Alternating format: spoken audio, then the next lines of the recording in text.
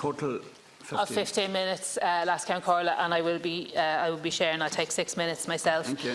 I am very pleased to be able to speak here this afternoon in support of nurses and midwives. I welcome nurses and midwives who are up in the gallery, and I think, the Minister has said the strike is not an answer. I've never heard a question posed by which any Minister ever said that strike was the answer to it, but strike is the answer, according to the nurses and the midwives themselves, because that is what they have balloted for. Now, no nurse or midwife or their representative will thank us for trying to negotiate the settlement of their dispute on the floor of this House, and that's not what we're trying to do.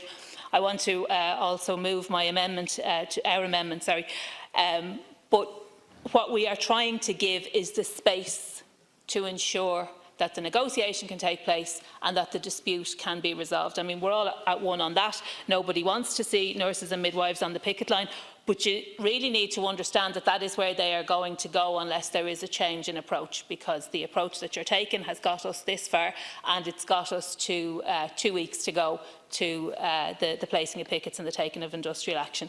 Sinn Féin fully supports the nurses and midwives. We support the aim of the Fianna Fáil motion. However, we have tabled a joint amendment along with the Independents for Change, the Social Democrats and the Labour Party to strengthen the motion by including reference to the fact that pay should and must form part of any resolution to this dispute. The issues of nurses and midwives' pay in the recruitment and retention crisis is hugely important, and it has been an ongoing issue for many years. The situation has been deteriorating at a significant rate most recently. Now, I know this, we all know this, and you cannot be unaware of this, Minister, because it is a fact.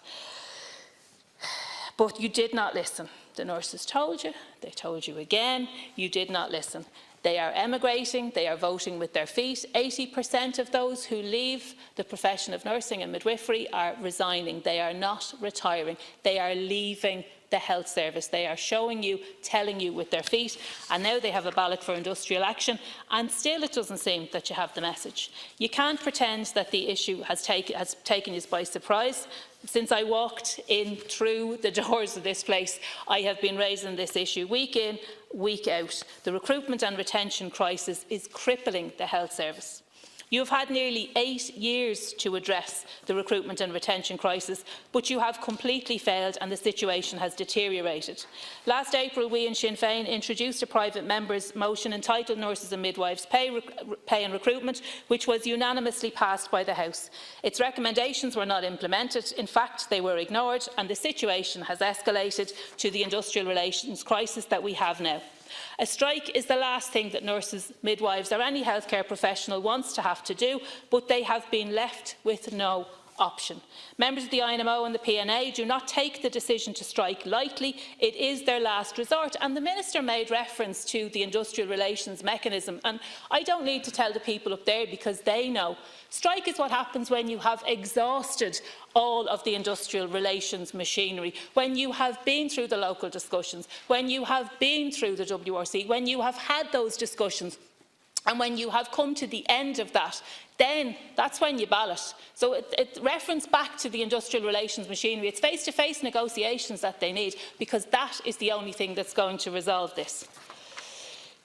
The unions have continuously sought engagement with the Minister for Health and the Minister for Finance to address the core problem, and that's what's at the heart of this. Engagement with the Minister for Finance and the Minister for Health is the key to the resolution of this dispute. They have put forward sensible, responsible solutions to address the crisis and avert the industrial action, but they have all been ignored. In fact, members of your government have tried to shift the blame for the crisis you created onto nurses and midwives working on the front line.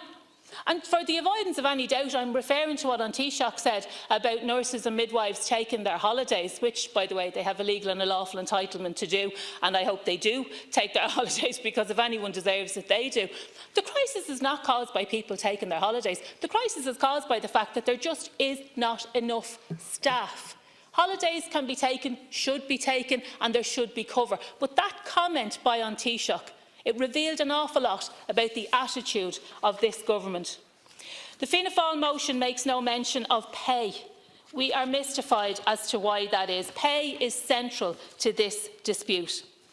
And it's been referred to already, but we all know the view of Fianna Fáil with regard to nurses and midwives' pay. I don't believe that they're very well paid. I wouldn't say they're in the top 5 or the top 3 or whatever it is, but that has been said by Fianna Fáil. If this is their effort to apologise, well, they should just man up and say sorry.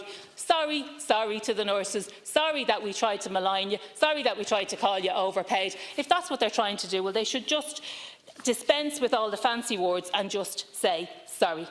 The nurses and midwives themselves have said that pay may not be the whole problem, but it is part of the solution. And I have to ask Fianna Fáil why you have negotiated 3 consecutive budgets with Fine Gael.